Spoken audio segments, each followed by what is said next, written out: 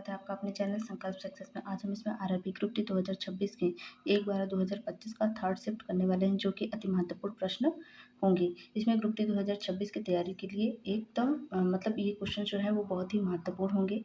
तो अगर ये सीरीज आपको पसंद आ रही है तो इस चैनल को लाइक करिए, शेयर करिए और सब्सक्राइब करना ना भूलिए। चलिए शुरू करते हैं, जिसमें पहला क्वेश्चन है क्वेश्चन नंबर 1। जीवन प्रक्रियाओं के लिए जीव के शरीर से बाहर ऊर्जा के स्रोत के स्थानांतरण को क्या कहा जाता है? इसका सही आंसर क्या होगा? इसका सही आंसर है ऑप्शन बी, पोषण कहा जाता है। जीवों को जीवित रहने और जैविक प्रक्रियाओं यानी कि जैविक क्रियाओं के लिए ऊर्जा की आवश्यकता होती है। शरीर के बाहर से भोजन या ऊर्जा के स्रोतों को अंदर ग्रहण करने की इस पूरी प्रक्रिया को पोषण कहा जाता है, इसलिए इसका सही आंसर है ऑप्शन बी। नेक्स्ट क्वेश्चन है क्वेश्चन नंबर 2। एक वस्तु बिंदु ओ से यानी कि बिंदु ओ से ए तक से बिंदु ए यानी कि 100 मीटर दूरी तक एक सीधी रास्ते पर चलती है। फिर बिंदु जो होती है तुरंत वापस मुड़ती है और वापस आते ही बिंदु बी पर रुक जाती है, जो कि ओ की और ए से 30 मीटर दूर है।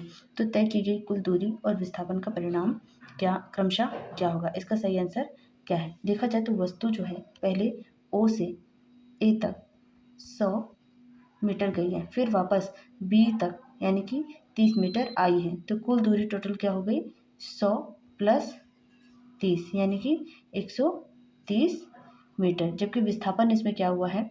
ये तो कुल दूरी हो गई 130 मीटर, जबकि प्रारंभ में जो बिंदु ए है और अंतिम बिंदु बी के बीच की सबसे छोटी जो सीधी दूरी हुई है यानी कि 100 माइनस 30 बराबर 70 मीटर, इसलिए इसका सही आंसर होगा ऑप्शन बी, 130 मीटर और 70 मीटर इसका विस्थापन है। नेक्स्ट क्वेश्चन है क्वेश्चन नंबर 3। एक धावक 175 मीटर त्रिज्या वाले वृत्तीय पथ पर एक चक्कर 35 सेकंड में पूरा करता है, तो एक चक्कर के बाद उसे औसत वेग क्या होगा? जब कोई जो एक धावक है, ठीक है, वह एक पूरा चक्कर लगाता है तो वह घूमकर ठीक उसी जगह पर वापस आ जाता है जहां से उसने शुरुआत की थी। ठीक, इस स्थिति में कुल जो विस्थापन होता है वो शून्य हो जाता है, क्योंकि जो वेग होता है औसत वेग बराबर कुल विस्थापन बटे कुल समय होता है, इसीलिए वेग भी क्या होगा? यहाँ पे 0 होगा, इसलिए इसका सही आंसर है ऑप्शन ए, 0 मीटर प्रति सेकेंड। नेक्स्ट क्वेश्चन है क्वेश्चन नंबर 4। फसल संरक्षण प्रबंधन में कीटनाशकों के उपयोग द्वारा किस को नियंत्रित किया जाता है? इसका सही आंसर क्या होगा? इसका सही आंसर है ऑप्शन सी, कीटों का। खेतों में फसलों को नुकसान से बचाने या फिर पहुंचाने वाले हानिकारक कीड़ों और पतंगों को मारने के लिए कीटनाशक का छिड़काव किया जाता है, जो कि कीटों की आबादी को नियंत्रित करता है, इसलिए इसका सही आंसर होगा ऑप्शन सी, कीट। नेक्स्ट क्वेश्चन है क्वेश्चन नंबर 5। चलती बस में खड़ा एक यात्री अचानक बस के रुकने पर आगे की ओर गिर जाता है, यह निम्नलिखित में से किस नियम को दर्शाता है? इसका सही आंसर क्या होगा? इसका सही आंसर है ऑप्शन बी, न्यूटन का पहला नियम। इसके अनुसार जब बस अचानक रुकती है तो यात्री के पैर जो होते हैं वो बस के साथ विरामावस्था में आ जाते हैं, लेकिन उसका जो ऊपरी शरीर होता है वो गति की जड़त्व, ठीक है, यानी कि इनर्शिया ऑफ मोशन के कारण आगे की तरफ गतिशील रहना चाहता है, जिससे वह आगे गिर जाता है, इसलिए इसका सही आंसर है ऑप्शन बी, न्यूटन का पहला नियम। नेक्स्ट क्वेश्चन है क्वेश्चन नंबर 6। निम्नलिखित में से कौन सा जीव प्रजनन की बहुविखंडन मोड की माध्यम से गुणन करता है? इसका सही आंसर क्या होगा? इसका सही आंसर है ऑप्शन ए, प्लाज्मोडियम जैसे होता है मलेरिया फैलाने वाले परजीवी जिसे बोलते हैं, वो अलैंगिक प्रजनन के बहुविखंडन यानी कि मल्टीपल फिजन विधि द्वारा उपयोग करता है। इसमें एक एकल कोशिकीय जीव एक साथ कई नई संतति कोशिकाओं में टूट जाते हैं, इसलिए इसका सही आंसर होगा option A, Plasmodium. Next question है क्वेश्चन नंबर 7। निम्नलिखित में से कौन सा पोषक तत्व पौधों के लिए प्रचुर मात्रा में आवश्यक होता है? इसका सही आंसर क्या होगा? इसका सही आंसर है ऑप्शन डी, फास्फोरस। पौधों को अपनी वृद्धि के लिए मुख्य रूप से 3 वृहद पोषक तत्वों की प्रचुर मात्रा में आवश्यकता होती है, जैसे कि नाइट्रोजन, फास्फोरस और पोटेशियम, इसलिए इसका सही आंसर होगा option D, phosphorus. Next question है क्वेश्चन नंबर 8। इलेक्ट्रॉन नाभिक के चारों ओर निश्चित पथों पर परिक्रमण करते हैं, जिन्हें क्या कहा जाता है? इन्हें क्या कहा जाता है? इसका सही आंसर होगा ऑप्शन बी, कोशीय कक्ष कहा जाता है, क्योंकि परमाणु की संरचना में जो इलेक्ट्रॉन होते हैं वो नाभिक के चारों ओर निश्चित और स्थिर ऊर्जा वाले वृत्ताकार रास्तों पर चक्कर लगाती हैं। इन रास्तों को कोशीय कक्ष कहा जाता है, इसलिए इसका सही answer option B. Next question है क्वेश्चन नंबर 9। द्रवों का डैश, द्रवों के जो गुण होते हैं उसके बारे में बताना है कि वो क्या होगा। इसका सही आंसर क्या होगा। इसका सही आंसर है ऑप्शन डी। आकार निश्चित नहीं होता है लेकिन इसका जो आयतन होता है वो निश्चित होता है। द्रवों के जो कण होते हैं उसके बीच आकर्षण बल ठोस से कम होता है, इसीलिए वे जिस बर्तन में डाले जाते हैं उसी का आकार ले लेते हैं, लेकिन उनका जो कुल स्थान होता है वो हमेशा समान रहता है, इसलिए इसका ऑप्शन सही है डी। नेक्स्ट क्वेश्चन है क्वेश्चन नंबर 10। निम्नलिखित में से कौन सा अधातुओं का सामान्य भौतिक गुणधर्म है। इसका सही आंसर क्या होगा। इसका सही आंसर है ऑप्शन डी, उच्च विद्युत चालकता। इसमें दिया गया है जो एक जैसे यानी कि एक अपवाद है, यानी कि जो ग्रेफाइट के लिए अगर सामान्यतः देखा जाए तो धातु का जो गुण है वो नॉन इंस्टीट्यूटेड है। नॉन मतलब धुंधले रूप में होता है, ठीक है, होना होता है, जबकि ये मार्केटिंग सीट के अनुसार इसमें डी को चुना गया है। ठीक, यहाँ पे आंसर जो होगा वो धुंधला रूप होगा, यानी कि गैर चमत्कार जिसको बोलते हैं, चमकदार, यानी कि धातुओं के जो इस क्वेश्चन के अकॉर्डिंग देखा जाए तो धातुओं का रासायनिक जो सामान्य गुणधर्म है, भौतिक गुणधर्म, वो धुंधला रूप यानी गैर चमकदार होना चाहिए। लेकिन अगर देखा जाए आरआरबी ग्रुप डी जो बोर्ड है उसके द्वारा उच्च विद्युत चालकता आंसर दिया गया है। नेक्स्ट क्वेश्चन है क्वेश्चन नंबर 11। निम्नलिखित में से कौन सी जीवन प्रक्रिया किसी जीव के जीवन को बनाए रखने के लिए आवश्यक नहीं है। इसका सही आंसर क्या होगा। इसका सही आंसर है ऑप्शन ए, प्रजनन। पोषण, श्वसन और उत्सर्जन जैसी क्रियाएं किसी भी अकेले जीव को जिंदा रखने के लिए जरूरी हैं, जिसके बिना जीव मर जाएगा, लेकिन प्रजनन किसी भी जीव के निजी जीवन के लिए जरूरी नहीं है, यह केवल अपनी प्रजाति को बढ़ाने के लिए होता है, इसलिए सही आंसर होगा ऑप्शन ए, प्रजनन। नेक्स्ट क्वेश्चन है क्वेश्चन नंबर 12। श्रेणी क्रम में व्यवस्थित समान प्रतिरोध आर वाली 10 प्रतिरोधों का कुल प्रतिरोध क्या होगा। ठीक, यहाँ पे 10 प्रतिरोधों को पूछा गया है, वो भी श्रेणी क्रम में। तो श्रेणी क्रम का फॉर्मूला क्या होता है, R total is equal to R1 plus R2 plus R3 plus dash dash dash R10। ठीक है, जैसे R10 इसमें हम इसको ऐड करेंगे तो R टोटल का मान आ जाएगा 10R। ठीक, इसलिए श्रेणी क्रम में कुल प्रतिरोध निकालने के लिए सभी प्रतिरोधों को हम सीधा ही जोड़ दिया जाता है। इसका सही आंसर हो जाएगा option C, 10R। Next question है क्वेश्चन नंबर 13। परिपथ आरेख में एक टेढ़ी मेढ़ी रेखा का उपयोग निम्नलिखित में से किस निरूपित करने के लिए किया जाता है।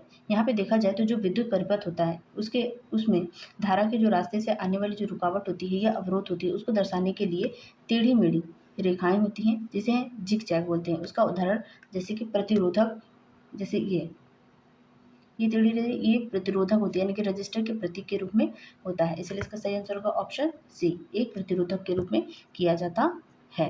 नेक्स्ट क्वेश्चन है क्वेश्चन नंबर 14। किसी भी हॉल या कमरे के अनुरण यानी कि रिवाइब्रेशन का मुख्य कारण क्या है। इसका सही आंसर क्या होगा। इसका सही आंसर है ऑप्शन सी, कठोर पृष्ठों में ध्वनि का बहु परावर्तन होता है। जब किसी भी बड़े हॉल, खाली हॉल या फिर कमरे की दीवारों पर और छतों जैसे कठोर सतहों में ध्वनि तरंगें बार बार टकराकर वापस लौटती हैं तो आवाज़ कुछ समय तक गूंजती रहती है। इसे ही अनुरणन कहते हैं, यानी कि रिवाइब्रेशन कहते हैं, इसलिए इसका सही आंसर होगा ऑप्शन सी। नेक्स्ट क्वेश्चन है क्वेश्चन नंबर 15। संक्षारण यानी कि कोरिजन की प्रकृति क्या है, इसे क्या कहते हैं।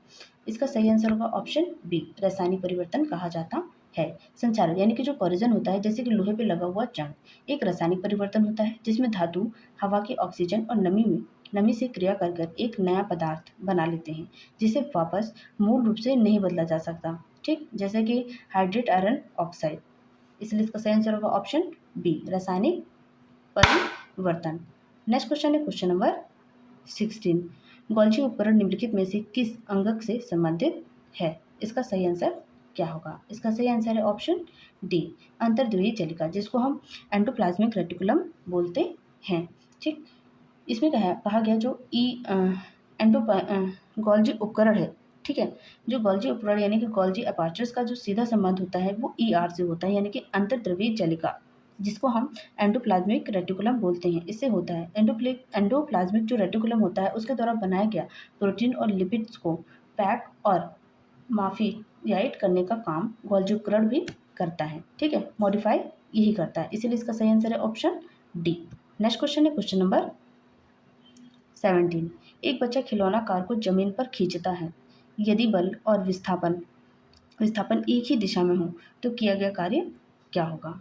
ठीक, इसके अनुसार देखा जाए तो ऑप्शन दे रखा है ऑप्शन ए ऋणात्मक, ऑप्शन बी शून्य के बराबर, ऑप्शन सी कार की चाल के बराबर, जबकि ऑप्शन डी बल और विस्थापन के गुणनफल के बराबर होता है। इसका सही आंसर क्या होगा? कार्य के सूत्र के अकॉर्डिंग W बराबर F into D cos theta होता है। जब बल F और विस्थापन D दोनों एक ही दिशा में होता है तो उनके बीच जो थीटा होता है, थीटा वो 0 डिग्री होता है, यानी कि cos theta equal to cos 0 degree equal to 1 होता है। इसीलिए सीधा कार्य यानी कि W बराबर F इंटू डी होता है। इसलिए इसका सही आंसर होगा ऑप्शन डी, बल और विस्थापन के गुणनफल के बराबर होता है।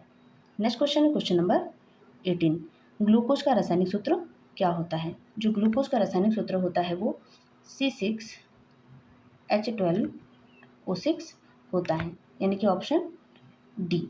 ग्लूकोज का साधारण शर्करा होता है। इसके लिए हम एक अणु में 6 कार्बन C6, उसके साथ साथ 12 हाइड्रोजन यानी कि H12 और 6 ऑक्सीजन के परमाणु होते हैं यानी कि O6 होते हैं। इसीलिए इसका रासायनिक सूत्र C6H12O6 होता है। इसलिए ऑप्शन सही है ऑप्शन डी। नेक्स्ट क्वेश्चन है क्वेश्चन नंबर 19। तंत्रिका कोशिकी काय में से जुड़े कई छोटे जो शाखित भाग होते हैं, यह प्रक्रियाएं होती हैं जिन्हें हम क्या कहा जाता है? इसका सही आंसर क्या होगा? ऑप्शन दे रखा है द्रुमिका, ऑप्शन बी दे रखा है अक्षतंतु, ऑप्शन सी दे रखा है तंत्रिका सिरा, या ऑप्शन डी दे रखा है केंद्रक। इसे हम क्या कहते हैं? इसका सही आंसर होगा ऑप्शन ए द्रुमिका, यानी कि डेंड्राइट्स कहा जाता है। जो न्यूरॉन होते हैं, ठीक है, इसके मुख्य शरीर यानी कि सेल बॉडी से पेड़ की एक टहनी की तरह निकला है। जैसे ये है, ठीक है, इस पे एक छोटे छोटे ये निकले होते हैं, ठीक है, इसे ही हम क्या कहते हैं? सेल बॉडी पे जो एक टहनी की तरह निकला होता है जिसे हम न्यूरॉन्स कहते हैं, ठीक है। टहनियों की तरह निकली हुई छोटे और शाखित भाग को द्रुमिका यानी कि डेंड्राइट्स कहा जाता है।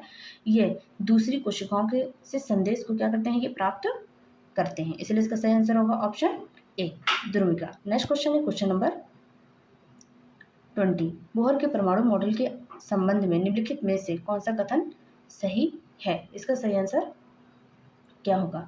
परमाणु के भीतर केवल कुछ विशेष कक्षाओं की अनुमति ही होती है। इसीलिए इसका सही आंसर है ऑप्शन सी, परमाणु के भीतर केवल कुछ विशेष कक्षाओं की अनुमति होती है जिन्हें हम इलेक्ट्रॉन की विविक्त कक्षाएं कहा जाता है। नील्स बोहर के अनुसार इलेक्ट्रॉन जो होते हैं वो नाभिक के चारों ओर हर जगह नहीं घूम पाते हैं, नहीं घूम सकते हैं। वे केवल कुछ निश्चित और चुनिंदा कक्षाओं में ही बिना ऊर्जा खोए चक्कर लगा सकते हैं, जिन्हें हम डिस्क्रेट्स ऑर्बिट कहते हैं, यानी कि विविक्त कक्षाएं कहते हैं। इसलिए सही आंसर होगा ऑप्शन सी। नेक्स्ट क्वेश्चन है क्वेश्चन नंबर 21। उदासीनीकरण अभिक्रिया से अम्ल से क्या और क्षार से क्या किसका संयोजन होता है जिससे जल अणुओं का निर्माण होता है? इसका सही आंसर क्या होगा? सही, इसके अकॉर्डिंग देखा जाए क्वेश्चन के अकॉर्डिंग तो जब अम्ल और क्षार आपस में क्रिया करती है तो अम्ल का जो हाइड्रोजन आयनन होता है यानी कि H+ और क्षार का जो हाइड्रोक्साइड आयनन होता है यानी कि OH-, ठीक है, आपस में जुड़कर एक पानी का निर्माण यानी कि अणु का निर्माण करते हैं जिसे H2O बोलते हैं। इसलिए इसका सही आंसर होगा ऑप्शन सी, क्रमशः H+ आयन और OH- आयन। नेक्स्ट क्वेश्चन है क्वेश्चन नंबर 22।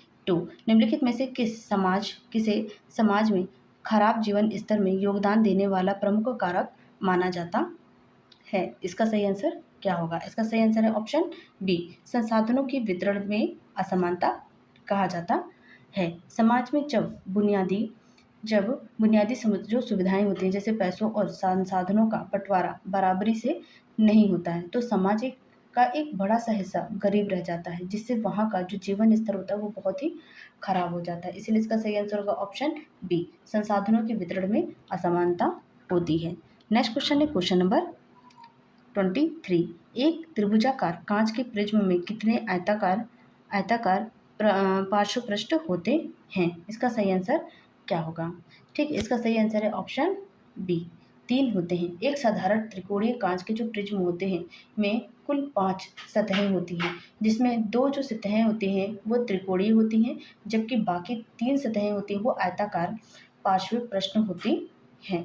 नेक्स्ट क्वेश्चन है क्वेश्चन नंबर 24। किसी भी वस्तु के आकार का वास्तविक प्रतिबिंब प्राप्त करने के लिए उसे उत्तल लेंस के सामने कहाँ रखा जाना चाहिए? इसका सही आंसर क्या होगा? इसका सही आंसर है ऑप्शन ए, फोकस दूरी के 2 गुने पर रखा जाना चाहिए। ठीक, जब किसी भी वस्तु के उत्तल लेंस जिसको हम कॉन्वेक्स लेंस बोलते हैं उसके सामने किसी भी फोकस दूरी के ठीक 2 गुने यानी कि 2f जिसे हम वक्रता केंद्र कहा जाता है पर रखा जाता है, तो लेंस की जो फोकस दूरी होती है, फोकस दूरी की जो दूसरी तरफ है वो 2f पर ही वस्तु के बिल्कुल बराबर आकार का होता है, वास्तविक होता है और उल्टा प्रतिबिंब बनता है। इसलिए इसका सही आंसर होगा ऑप्शन ए, फोकस दूरी के दोगुने पर बनता है। नेक्स्ट क्वेश्चन है क्वेश्चन नंबर 25। ये हमारे इस से पीवाईक्यू का आखिरी क्वेश्चन है। अगर आपको ये क्वेश्चंस पसंद आ रहे हैं तो इस चैनल को लाइक करें, शेयर करें और सब्सक्राइब करना ना भूलें।